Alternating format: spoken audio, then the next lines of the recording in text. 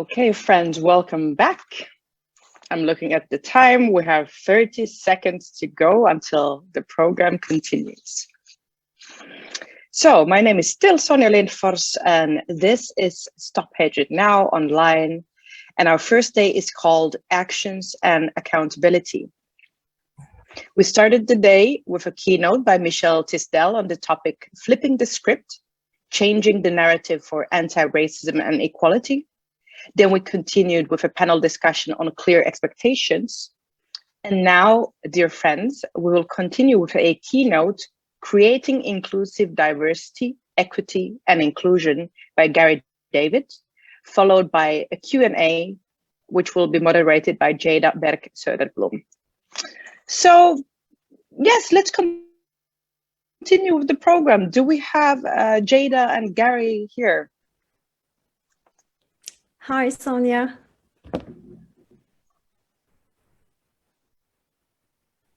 Hello.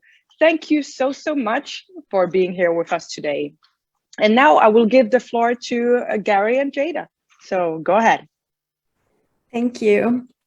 Hello, everyone. Welcome to the afternoon session of today's program. I'm Jada Berg-Söderblom, one of your moderators for today. I'm an independent arts manager and artistic director of Mckellar Arts and a happy and proud collaborator of the StopHatredNow platform. And description of myself, I'm a white woman with medium short, dark brown curly hair. I'm wearing a black t-shirt and glasses and have a bookcase as my background. And I'm very excited to welcome today's keynote speaker, Gary David, Professor of Sociology from Bentley University, United States. Good morning, Gary. Good morning, how are you doing? Fine, thank you. And we are so thankful that you can join us live. I know right now it's 5 a.m. in Massachusetts. Let me introduce our keynote speakers briefly. Gary David has a very interesting background. He's a professor of sociology and experience design at Bentley University. Dr. David also specializes in Arab American identity, theories of immigrant entrepreneurship, and intercultural service encounters research. His work and teaching focus on intercultural, intergroup interactions, developing collaboration and community in workplace. He also is a consultant working with companies on how to create more inclusive diversity and inclusion as part of their strategic planning process. And most interestingly, and relevant to our conversation in today's session, he is one of the architects of Diversity, Equity and Inclusion, DEI, bachelor's degree program at the Bentley University. His keynote set the tone for a deep dive into educational opportunities for DEI professional development, a topic that we will open for a discussion later today at the roundtable. Before getting started, a quick reminder for the participants. At the end of the keynote, we will have a short Q&A session. So please prepare your questions and comments. You will have the opportunity to share all with us by using Q&A function of Zoom. So Gary, once again, thank you for joining us and the floor is yours.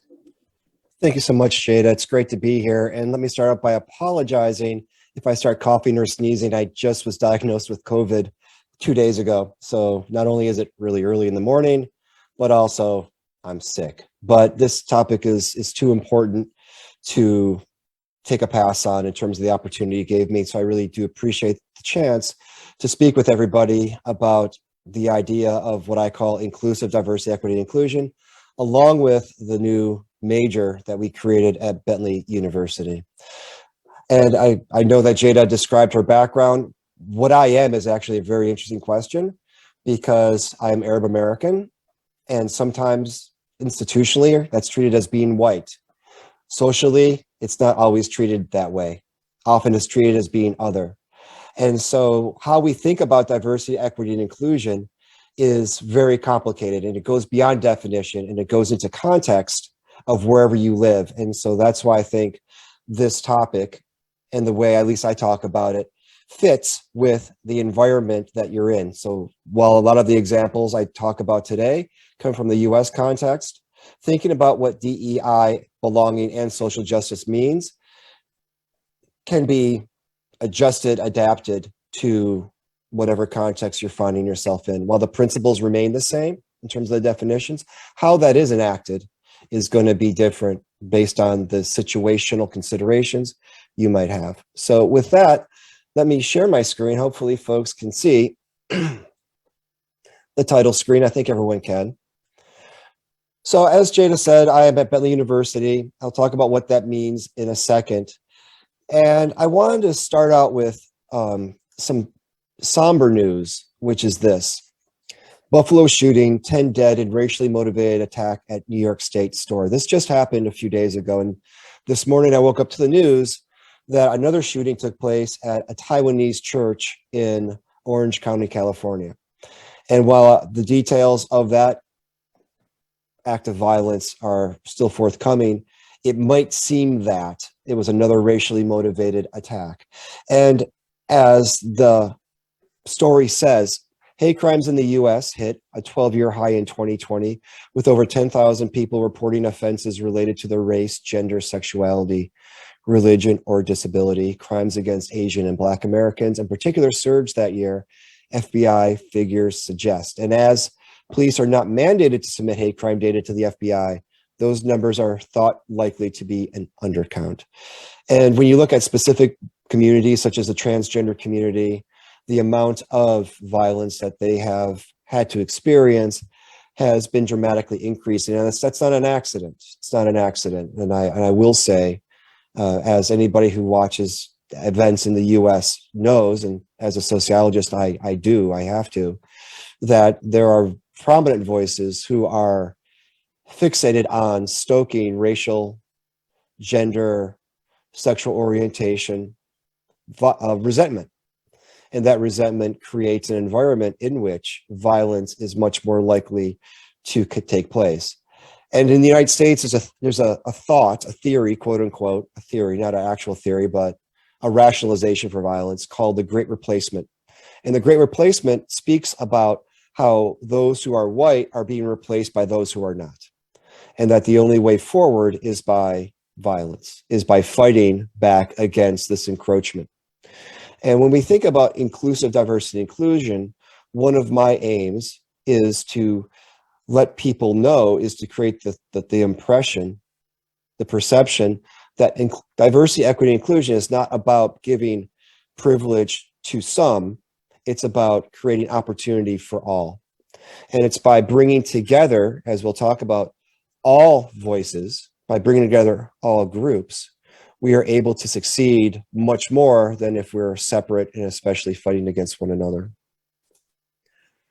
In talking about DEI in art and cultural spaces, I wanted to talk about this gentleman a little bit, a man named John Singer Sargent. I don't know if anybody in the audience is familiar with Sargent's work, but he is known as one of the great portrait and figurative artists of his era. He was a student of the world. He was born outside the United States, lived most of his life outside the United States, even though his parents were American. And as a student of the world, really represents in many ways diversity, equity, and inclusion, and in some ways that one might not expect. And that's the piece I want to talk about. Some of his most famous works include portraits, paintings of women. And while he was prolific in landscapes and portraits overall, it's these portraits of women that often draw people's attention. In fact, the middle one with the woman with the black dress, portrait of Madame X, caused quite a stir at the time, in that it was one of the first times in which a woman was, I won't say, it's interesting because while nudes existed of women, the fact that she was in a dress with thin straps, perhaps posed in a quote unquote seductive way, especially for the time, caused such a stir that Sargent had to leave Paris and go to England to continue his work. And so Sargent was about, in some ways, pushing boundaries.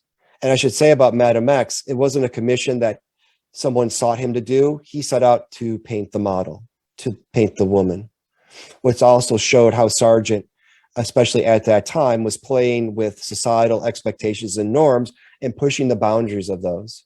In fact, there's a book called Sargent's Women, which I actually have right next to me. And the author of the book talks about, with uncanny intuition, Sargent hinted at the mysteries and passions that unfolded in his subjects' lives. These women inhabited a rarefied world of wealth and strict conventions. Yet all of them did something unexpected, something shocking to upend society's rules. And one of the things that people will talk about with Sargent is that he just didn't necessarily draw these women as passive objects to be observed, but as people who had these inner lives. And it's Sargent's ability to delve into their inner worlds through his representation on canvas that drew the author to write about these women and their experiences. And in doing so, Sargent not only produced masterpieces of exquisite quality, but also works that rattled the foundations of established and polite society, which I think we probably all agree that polite society and impolite society needs a good rattling every now and again.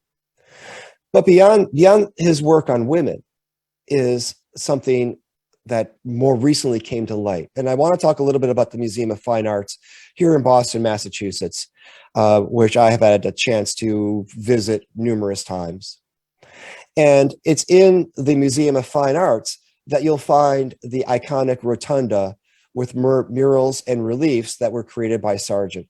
And these murals and reliefs hold a special place logistically and artistically in the museum. When you walk in, it's basically right there, where you can see by staring up or looking at mirrors that allow you to look up the exquisite works of art that Sargent was able to portray.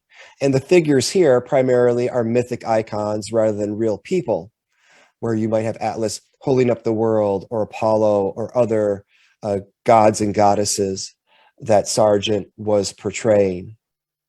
But the fact that these were iconic individuals or not real people does not mean that the source of inspiration for these figures, for these images, was not a real person. In fact, the model responsible, and this is where the story gets very interesting and especially relevant for our conversation today, the person responsible is a story perhaps greater than the works of art themselves. Recently, it was a series of sketches on paper were discovered at the Isabella Stewart Gardner Museum, which is located in very close proximity to the MFA. And these sketches on paper were done by Sargent of a man named Thomas Mckellar. Now we know it was Thomas Mckellar because Sargent actually wrote the model's name on the paper, Thomas Mckellar. And it's interesting that even though these were just figurative studies meant to get the artist's eye more accustomed to the model, that Sargent took great care both in signing them, in naming them, but also in preserving them. Because Sargent gave Isabella Stewart Gardner was one of Sargent's great patrons, he gave Gardner these sketches to preserve. And they were put into a file cabinet, into a file case, and more or less forgotten about until a museum curator, in searching through them, came across them. And what we found as a result is Sargent had a secret muse in the figure, literally and figuratively, of Thomas Mckellar. And it's interesting because Thomas Mckellar was an African-American man. At a time when the color line was strongly enforced in the South, and this is where Mckellar was from, and still existed in ways legal and de facto in the North, the artistic and perhaps personal relationship between Sargent and Mckellar allowed for these exquisite works of art to be created. And in fact, there was a book and a series, I actually bought the book, called Boston's Apollo, about Thomas Mckellar, John Singer Sargent, and the place of race, gender, sexuality, and identity in art. And it's fascinating to think about the fact that despite people viewing the rotunda for all of these years, that the story of Mckellar was largely absent. Now, it doesn't mean Mckellar was absent, because in fact, there was a painting, there was a painting of Mckellar in the Museum of Fine Arts, and it's the painting on the left. At the time, or earlier, the painting was just titled something to the effect of Portrait of Negro Man. and it did not have the name Thomas Mckellar associated with it. It's the only work that Sargent produced of Mckellar as Mckellar. And you can still see it hanging at the MFA today. And when thinking about the life of Mckellar, not a whole lot is known. We know that he was born in North Carolina and he experienced Jim Crow discrimination of separate and unequal, of separate drinking fountains, of separate accommodation spaces, of, in many ways, legal servitude. He is believed to be gay and was escaping discrimination not only because of being Black, but also perhaps being gay. He worked as a hotel attendant and elevator operator, and it's here that Sargent met him when Sargent was visiting a hotel where Mckellar worked.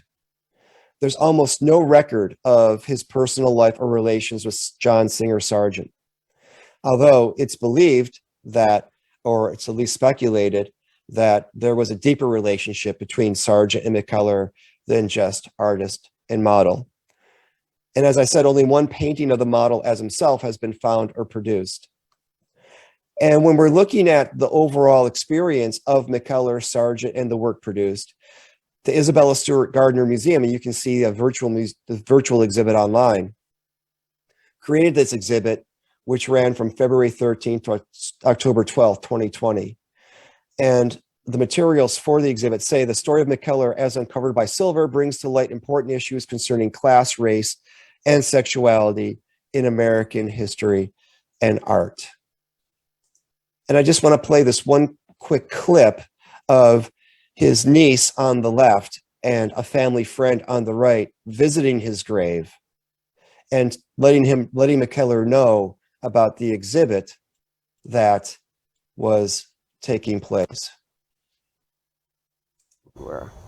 Well, maybe you know there's an exhibit going on, and I know that family members who have gone on would have wanted somebody to be here to represent the family, and I'm just proud to be that one person to do that. Now, it's not unusual that a model would be basically not represented in works of art, that the model's job is to be the inspiration and the reference point for the work being created. And so I'm not going to say that Sargent in some way, shape, or form intentionally erased Mckellar from history. But the story of Mckellar does touch on many important themes of diversity, equity, inclusion, and justice. And these are complicated questions. On the one hand, Sargent was using an African-American man as a model, which at the time might have been considered boundary pushing in many respects. Also, it was likely that Mckellar needed the money because as an African-American man living in the North and working as an elevator operator, it's imagined that his funds were not extensive. Mckellar was included in the process of creating these great works, but yet his voice and his self was largely erased from them. So while he was included, at the same time, he was excluded. And it also raises questions about justice, about how does the art institution itself come to represent those who are often marginalized in communities, who are often seen as isolated and at risk in the communities in which they reside. That art has a very special place in communicating the voices of those who have a challenge or difficulty communicating their voices themselves because the social forces that exist prevent them from doing so. So there's many complicated questions here, and that's why we created this major on diversity, equity, and inclusion at Bentley University. As the quote says, this might be my quote, I don't know.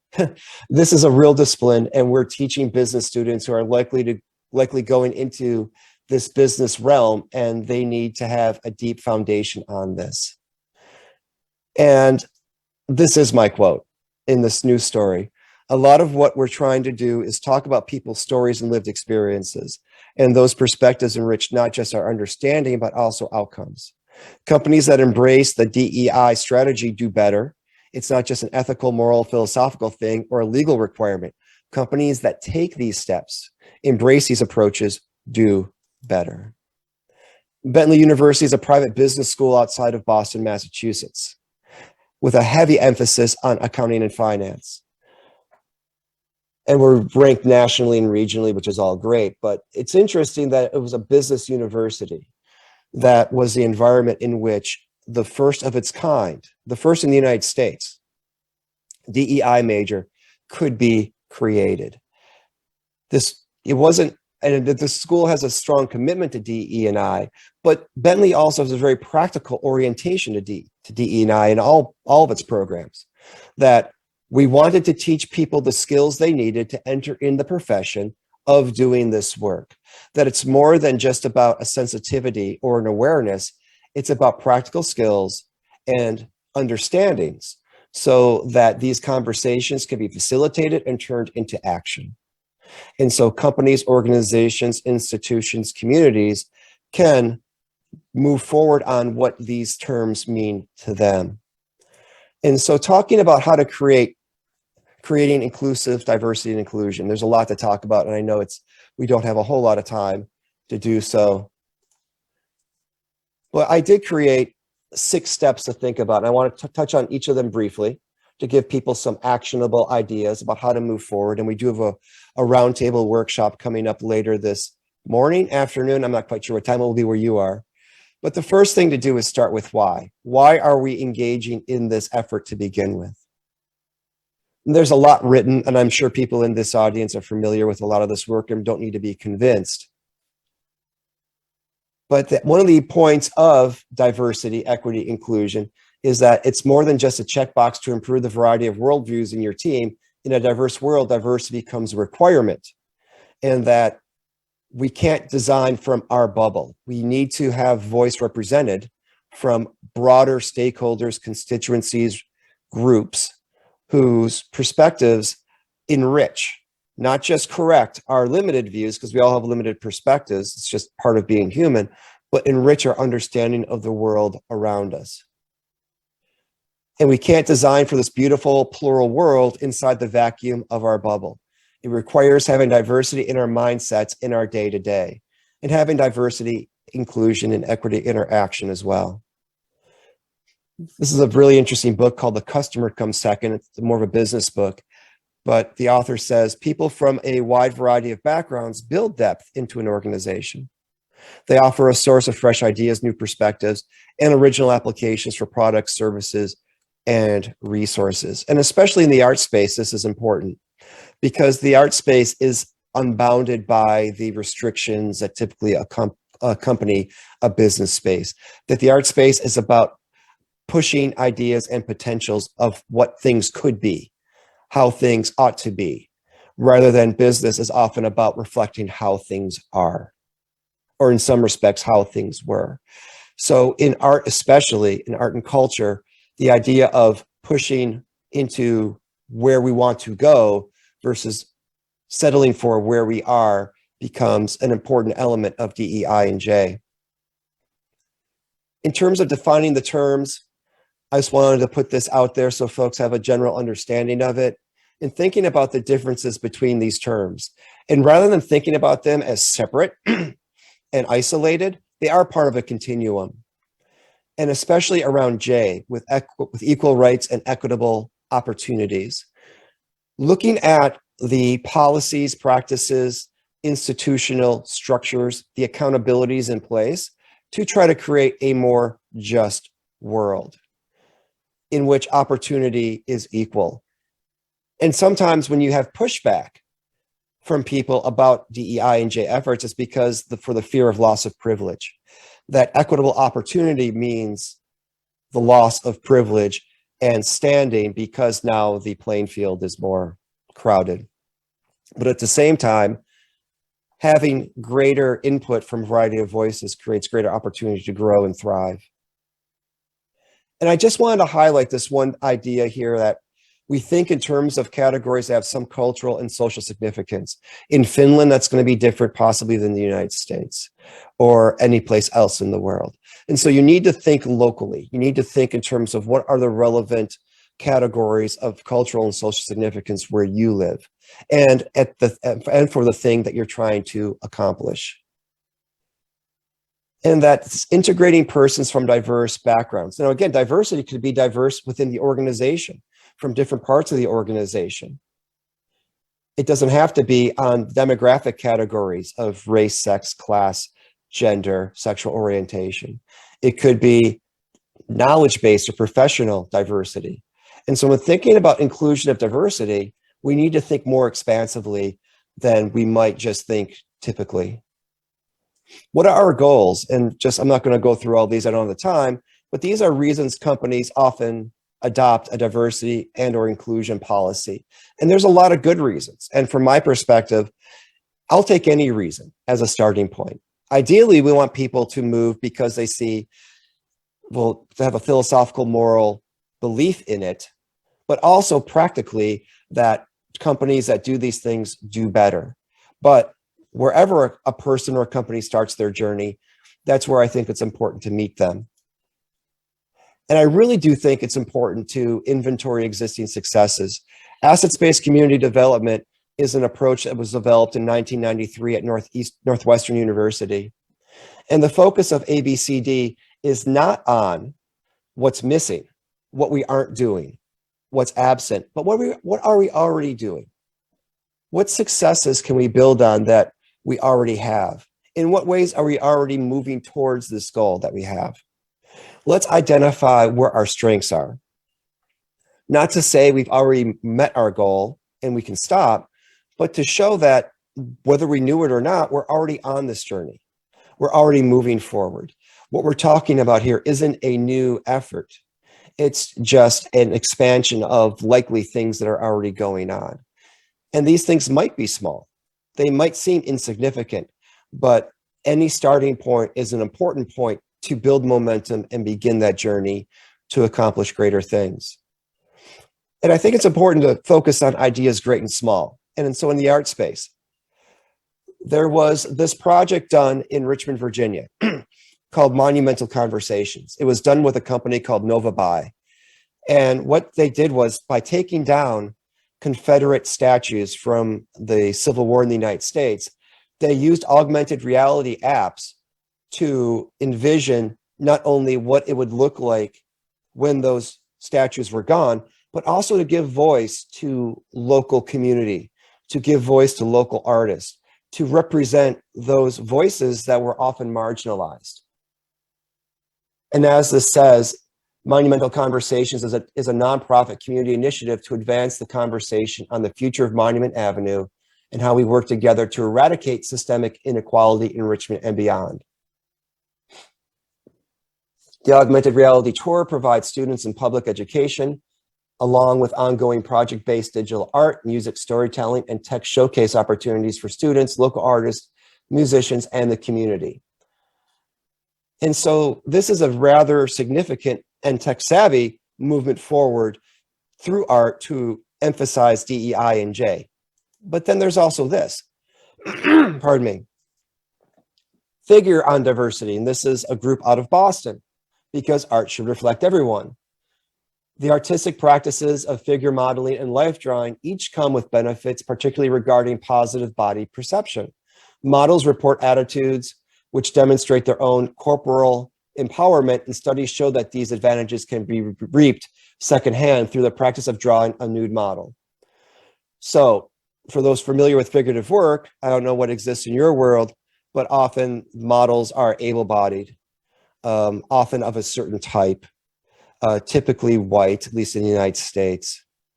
And the bodies that are represented tend to be cisgendered, often can be cisgendered individuals. And so Figure on Diversity is a small group about pushing the boundaries of what is thought to be representation in art. The project seeks to diversify the field of figurative representation in art education. And finally, inclusive measures that matter. There's been a lot of work that shows how DEI and J increases performance and drives performance. But I would say that you need to develop your own metrics that matter, and it needs to be done from a participatory, inclusive approach.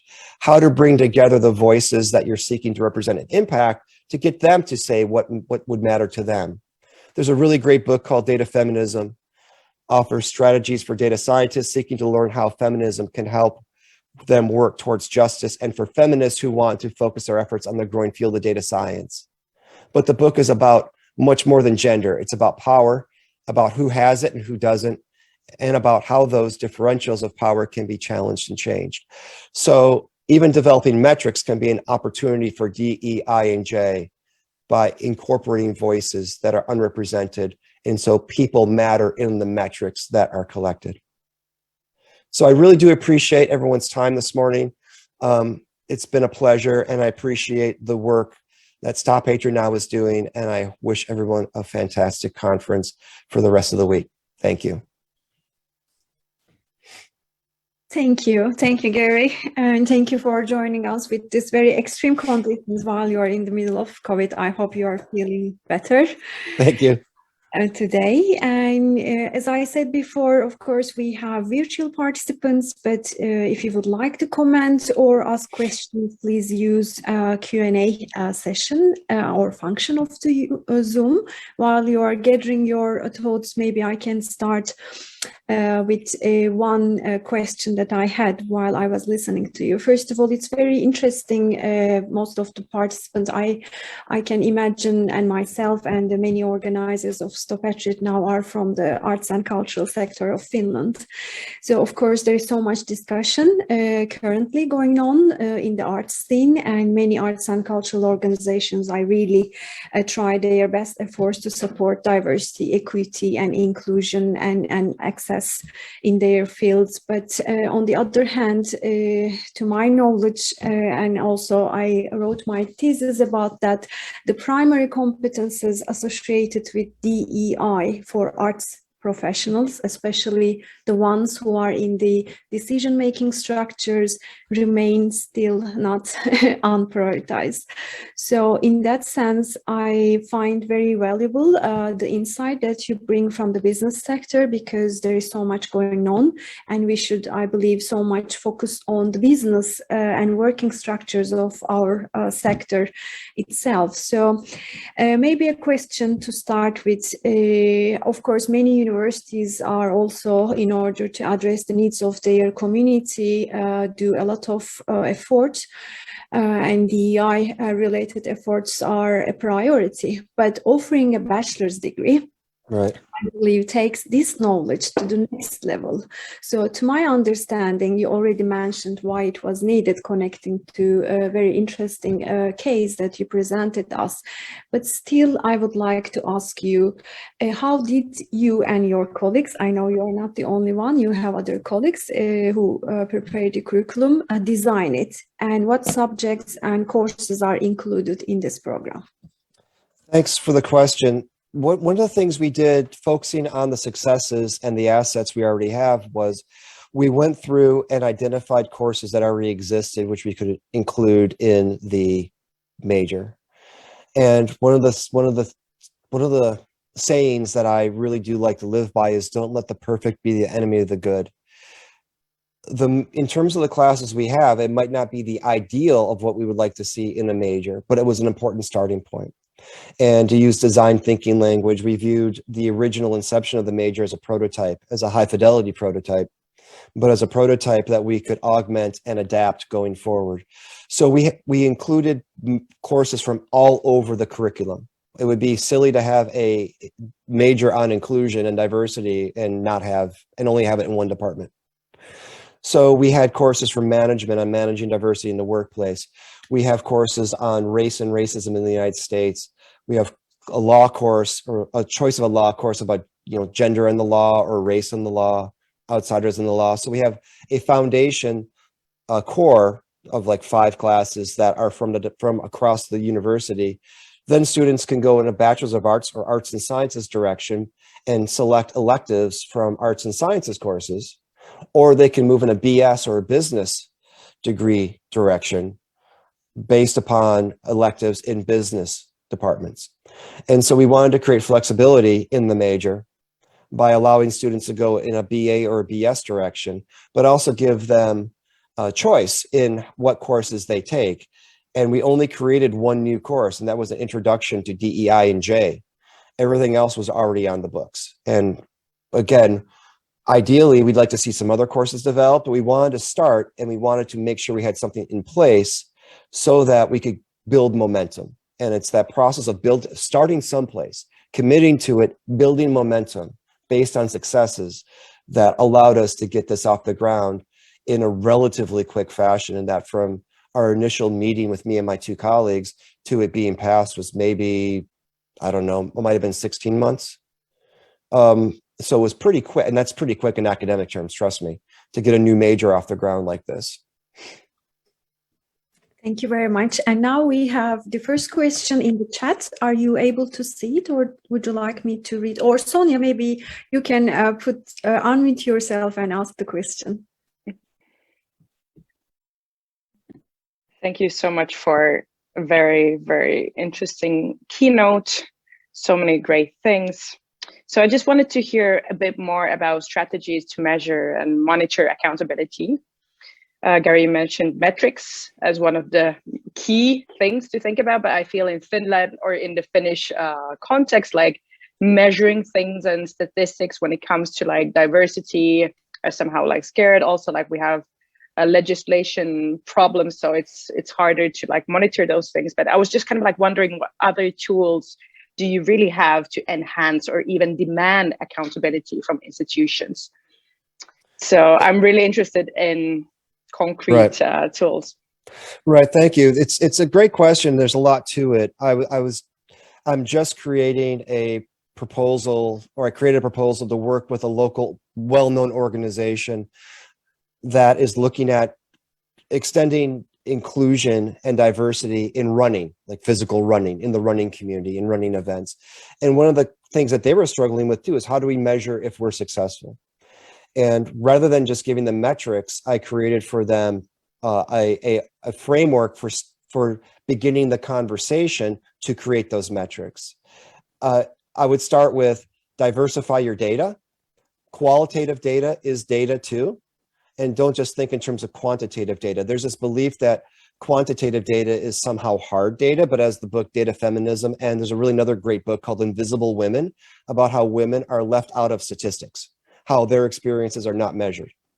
And so looking at what the quantitative data represents already and what it's missing, and then also thinking creatively about how we can leverage qualitative data, number one, in order to have a multi-methodological orientation to accountability and measuring outcomes. The second thing I would say is create a approach, a strategy built on stakeholder voices. See what is important to the people you're trying to represent. Make them part of that data strategy process. And so this is where it becomes a community building exercise and an exercise in DEI and J. So the process of creating metrics and a measurement strategy is part of the DEI and J process. So you're not just measuring the outcomes of the efforts, it becomes part of the efforts. It becomes an essential element of the efforts. There's a really nice book called Measure What Matters by John Doerr, where at least in organizations, he talks about empowering people to create their own metrics of success. And we can extend that to how do we represent communities and voices in our data measurement strategy. And it's a longer, I'm happy to have this conversation if folks want to touch base with me at any time, and we can schedule a Zoom time to chat about it. But there's approaches that we can use to use that the need for those metrics, whether qualitative or quantitative, to construct indicators of success. And so we know that these metrics that we're collecting are indicators of what we want to know, and also the people who we're trying to touch, we're trying to represent, are represented in that data strategy. Thank you so much. I am taking notes. Yes. Also, hey, dear friends in the audience, like Jada said, please write your questions in the Q&A toolbar. I also know when you have a keynote, there's a lot of information going on, and that takes some time to like digest. But if there's something on your mind, please write it down in your Q&A chat. And maybe while our participants are just thinking and contemplating the information they received, I can proceed with another question, which is, I believe, relevant to some developments going on in Finland. The program that you started has been introduced with these lines. The diversity, equity, and inclusion major is designed to create professional pathways for students who are interested in career in diversity, equity, and inclusion. And we know that in the business, there are so many positions coming with diversity and inclusion responsibilities, and especially in the different organizations, the HR departments have evolved into a different function. Now we are talking about sense of belonging. We are talking about talent retention, and there is a kind of change going on, actually, the way how we work with people in an organization. But also in the introduction, you say that this major will help students become those key agents for strategic innovation and organization health rooted in DEI. So my question to you, what can the arts and cultural sector learn from this approach? If we look at the health of an organization which is rooted in DEI, who should be the key agents, and who is the one who needs to take responsibility to transform arts and cultural organizations to become more relevant and healthy? Yeah, it's such a fascinating question. That's another one that we could have a much longer conversation on. You'll hear two approaches often. You'll hear top down and bottom up, right? So we need a strong leader to kind of have a vision of change that then permeates down throughout an organization. Or you need bottom up, you need people to demand change that leads to movement of change to the top. By the way, we just saw this in Disney with the Don't Say Gay law that was passed in Florida, where the CEO of Disney came out with a rather tepid, to be generous, response to the Don't Say Gay. You can't talk about sexual orientation or gender identity in schools, especially kindergarten through third grade. And after he said that, the group, the employees of Disney wrote a letter back and said, no, that's not good enough. You need to do better. And he did. He came back with a stronger statement. And so that's a good example of bottom up. But I also think we need to think about middle out. But what I mean by middle out is often it's people in the middle part of an organization, middle management, that often get stuck. They often get stuck with initiatives that are given from the top down with little direction, resources, or help to implement. And often these initiatives are put on top of what they're already responsible for doing. So if you're looking at DEI and J metrics, for instance, are these metrics for the middle managers put on top of things they're already responsible for? Or is it in place of things that they are already responsible for? So I think that it depends. I think that we need to create, DEI and J is not just an organizational initiative that comes from the top. It's everyone's initiative. And there's ways from micro affirmations in daily interactions that we can all be a part of to create an environment and culture. Even if there's no leadership, no vision of leadership around this, it doesn't mean that employees can't take the initiatives themselves. And I will also say I've been doing some work on creating social movements in organizations where that even if you look at something like Martin Luther King Jr. in the United States, he didn't start the civil rights movement. It was already going. It was already happening. And he played a very central and important role around strategy. And if you've seen the movie Selma, it delves into that strategy in great detail, but it was already happening. And so I think society is moving and changing. That's a fact. It always does. There are those forces which try to limit its rate of change and to push it backwards. That always happens.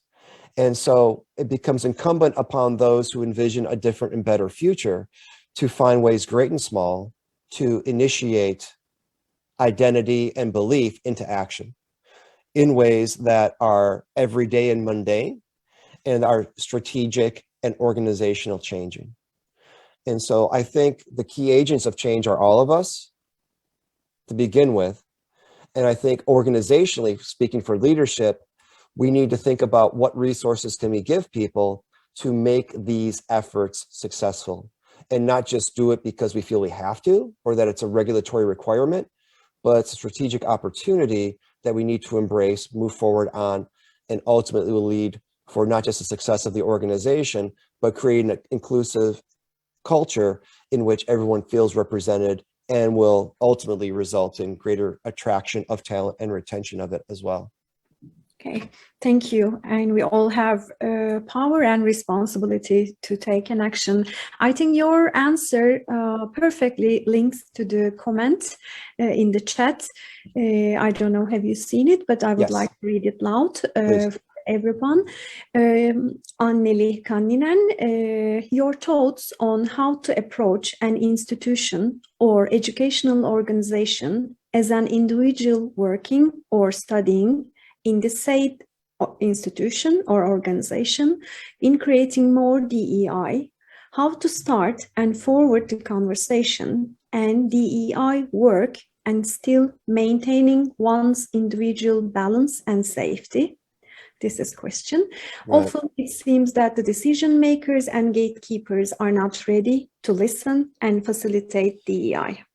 Thank you for that question. And given that you are talking about maintaining one's individual balance and safety, I can't presume to give you an answer without knowing more details about that. And it's fine that you don't need to say, but those are very real concerns. And we're seeing this right now, especially in the United States, with the great, move backwards, the great regression in many states in the United States. And in terms of not being ready to listen and facilitate DEI and J, again, one of the questions I would wonder is, how do they envision it? What do they think it means? What is their schema, their mental map of diversity, equity, inclusion, and justice? I can walk into a classroom where everyone, quote unquote, looks the same and find a lot of diversity in that classroom. Just because everyone looks the same phenotypically in terms of their appearance doesn't mean they're all the same. We live in diversity every day, whether we know it or not. Now, in some ways, oftentimes there are social, historical factors which create greater segregation among groups in clearly identifiable ways. Black people live in one place, white people live in another place. Rich people live in one location, poor people live in another location. And we need to address those things. But one of the things I thought we need to start with is the fact that we live in a diverse world, period. There's no escaping it. It's already here. And so resistance to DEI and J is resistance to reality in many respects. The question then becomes, how do we extend it in ways that push against societal norms, systemic inequalities, organizational policies, to expand what that means in real terms? And so that's one of the places I would start with, is just identifying the ways in which we're already here. We're already in this world of diversity. Now, how do we get to equity, inclusion, and justice? And that's often where the pushback can start. And so, Annalie, without knowing any more details, but please feel free to reach out to me. I'll put my email in the chat. Happy to talk with you about it if I can give any more specific ideas based upon understanding more of the details. But I think we start the conversation by accepting the reality that it's already here. And that businesses, the reason why we created this major was not because we were just ideologically predisposed to wanting to. We were responding to organizational need. Companies said we need people. It's one of the fastest growing areas of work in the United States, at least, are DEI professionals. We are merely responding to market forces. So leaders who are not accepting this are leaders who are not leading their organizations well. And you're either an early adopter or you're going to be a late adopter, or your organization is going to fail to attract top level talent, because Gen Z workers, and I'm around students all the time, are looking for these elements when they're evaluating offers and which organizations they want to belong to. Well, thank you. And Sonia, do we have time? Because I see one question or comment also in the Q&A session. I think we can, yeah, we have time for like one short question. Yeah. Okay. In the Q&A session, Gary, I'm just reading for everyone. One of the participants says, I would be interested in hearing how to respond to leadership not wanting to engage in change towards more DEIJ, you included justice, because they feel it would require more training, workshops, and hence postponing the problem and refusing to take action. Okay, so I'm trying to parse out that time frame quickly, because I know we're short on time. If organizations aren't about professional development, they're not good organizations. I teach a course on employee experience at our MBA program at Bentley. And if organizations need to be committed to enriching the lives of workers beyond just the workplace. And so organizations need to provide those opportunities, because it's going to pay dividends long-term. Rather than short-term thinking, we need to have long-term strategy. And DEI and J is part of that long-term strategy. And Jada, can you say the second part of that again, that question again? I have to go back. Because they feel it would require, they are referring to the leadership, more training, workshops. Right.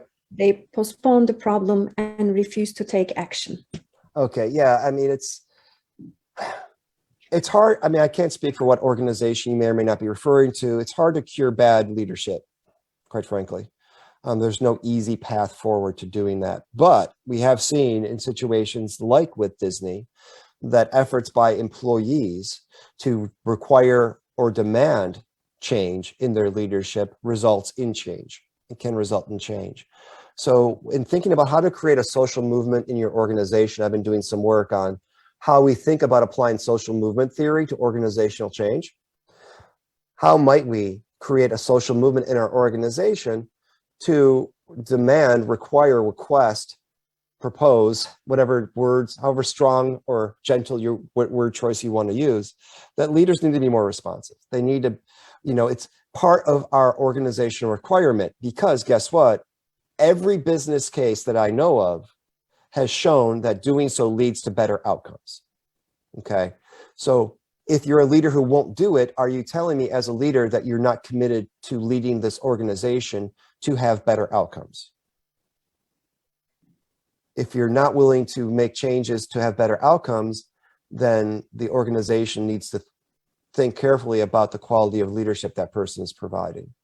And this is where the business cases, whether it's Harvard Business Review or Forbes magazine or Fast Company, or any of this research being done, has demonstrated, Ernst & Young that I referenced has demonstrated the positive impact of these efforts. And so leaders, if they're about leadership of the company and not just servicing their ideology, they need to embrace these efforts. And if they don't know how, that's fair. This is where people from our program might be helpful in assisting them in doing so, or consultants might be helpful in assisting them in doing so. It's okay to ask for help. And leaders, if they don't know what this means and how to do it, just ask for help. And there are many who are willing to help and help the organization move forward in a more positive direction. I think this is excellent, and I believe that StopHatredNow platform exists exactly the same reason for those who in the need of help. And I would like to take on the wonderful sentence that you said: resisting DEI and justice, actually refusing the reality. I think this should be a kind of motto for many leaders, and that was wonderful. Thank you very much, so much, Gary, and we will not let you go today. And I look forward to seeing you at Roundtable 1 at 2:15 with Helsinki time. And thank you so much for the platform for giving us this space, and all the participants and the commenters. And floor is yours, Sonia. Thank you. Thank you. Thank you so much, Gary and Jada. So friends, now we'll take a tiny 10-minute break. Maybe you can move your body a little bit, take some water, like let all the information sink in, and then we'll move on into the last panel discussion of today, which will take place in Finnish. And now we will actually go into these topics of metrics and statistics and how to make it visible what is going on already in the institutions. So thank you, Gary. Thank you, Jada. Thank you, everybody. Let's take a tiny 10-minute break and we'll come back for past 1 Finnish time. See you soon.